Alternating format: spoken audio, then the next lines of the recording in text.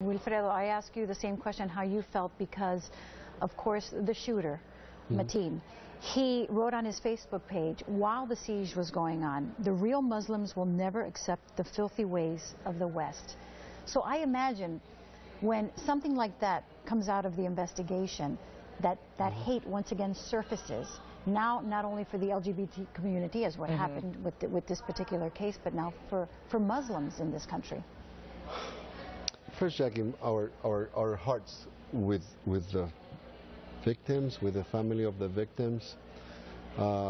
Little later, we learned that half of them were fellow Puerto Ricans. I'm Puerto Rican myself, so I felt it in a particular way, right? Because it was my homeboys who were murdered.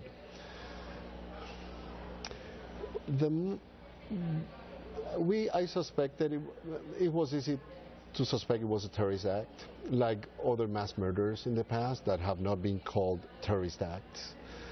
We have always called those also terrorist acts. So I knew it was a terrorist act. I became worried that it was a so-proclaimed Muslim because we ourselves are also victims of hate. And when it happened on a time where we were probably on one of our little peaks of public acceptance, because we're reminding on those days and celebrating the life of the American Muslim icon of Muhammad Ali and the example he was setting, and probably projecting to our fellow Americans what were the real aspirations of we Muslims, what were the real aspirations on every aspect, as a citizen, as a fighter for civil rights, as a minority who was oppressed, as somebody who stood here for his rights.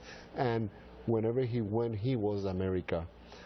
Without being a politician. That was a positive message. And that, in a blink of an eye, disappeared. Not only disappeared, after we walked those few steps forward, we were taking 100 steps back again. Well, that's what I was going to say. How do you once again bring out that message of peace for Islam as opposed to hate? It's like starting from zero again. Right. So it's almost like backtracking, right? Again, we hear the politicians who want to play with an Islamophobic rhetoric, want to use this for their political advantage. So we need to start to re-educate, start from zero, start saying, getting people to know what is really Islam, that a criminal can never proclaim to be a Muslim. That's totally incompatible.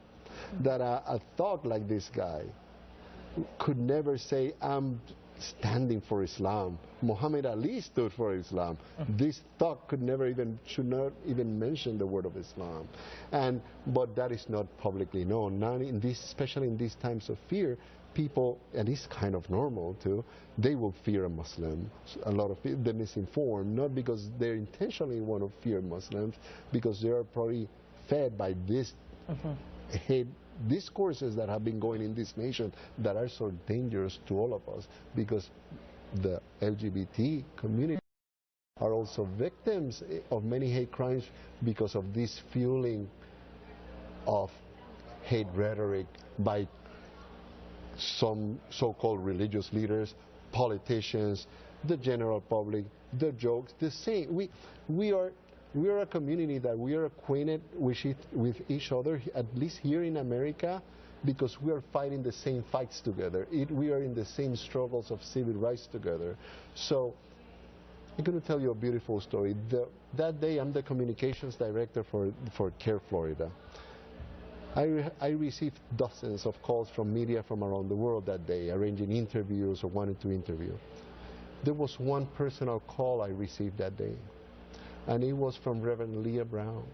She's a reverend of an MCC church, an LGBT church in Palm Beaches, and instead of showing me her sorrow and asking me for help, she was calling me to tell me, Wilfredo, what do you need? What do you need from me and my community?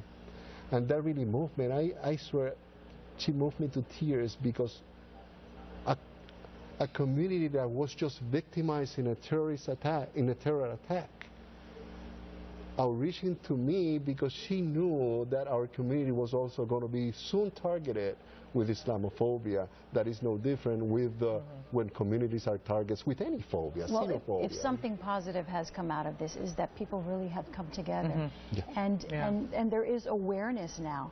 I think a little, even more awareness for the LGBT community, especially. And it must be I also want to say that LGBT people are also Muslims. Yeah.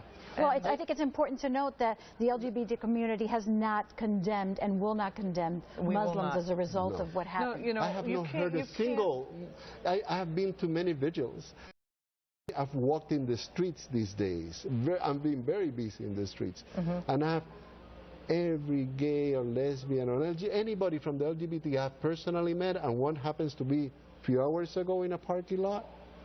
They came to me to greet me, to exchange some words that probably without this tragedy, it would be a casual day of one walking next to the other, probably nodding to each other. But that solidarity is evident now. Love. It's, you know, you can't respond to an act of hate with more hate.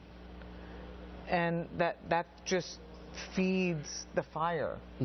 We want to put that fire out. And it must be heartening as well that the members of the LGBT community have really come together and they have raised millions of dollars for the victims. Yeah, and not just the LGBT community, and not just Americans. All over the world, you know, Sunday morning, and as an immediate response, we set up this fund, Equality Florida, on GoFundMe, and I checked it just a little while ago, and it's $4.9 million. Oh my God. And we also raised one that in Launch Good, a Launch Good campaign, and in 48 hours it's approaching $100,000 from the Muslim community. And I think that what's important to know is that the magnitude of the experience of these people, we have no idea how deep it is and how far it will go. And for those families who lost loved ones, they're dealing with, many of them weren't from here, so families are having to travel in. Many of them have immigration issues they need to deal with. You know, so those are the types of things that you're not readily aware that have to take place. The masses of injured are going to continue to have needs, physical therapy, therapy because of PTSD issues. Yeah, I mean, in 6 months it's not going to be over. You guys are going to have your work cut out ahead of you. But there was one message that really touched me, and it was from the LGBT community, and it said, "You can take my life, but you won't stop our voice." No. That was very poignant. No. You know, and as I mentioned before, this is not, you know, violence and oppression are not new to us. What is new is the magnitude of what we saw on Sunday morning. And, you know, there was Stonewall, which actually started the movement. You know, Matthew Shepard, that was horrific. So something positive, and that message has been able to come across after this horrific event. Some positive things have come out of it, and we're going to have to leave it there because we really have run out of time. Wilfredo and Cindy, thank you so much for joining us here on Impact. Thank you.